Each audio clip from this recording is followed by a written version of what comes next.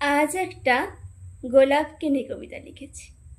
গোলাপ বলতে প্রিয় মানুষের দেওয়া গোলাপ। এই কবিতাটার সঙ্গে তোমাদের জীবনে যদি কোনো মিল থাকে তাহলে কবিতাটা পাঠিয়ে তার একটা খোঁজ নিতেই পারো। কবিতার নাম দিয়েছি তোমার দেওয়া সেই একটি গোলাপ।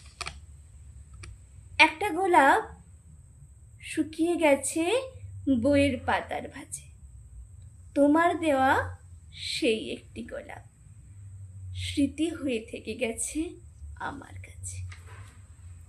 ওটা শুধু গোলাপ নয়, কারণ তুমি ওটা ভালোবেসে আমায় দিয়েছিলে।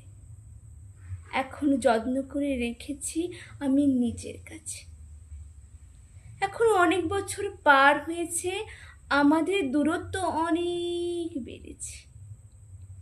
তুমি এখন অন্য কারোর নায়ক হয়েছ আর আমি অন্য কারোর নায়িকা।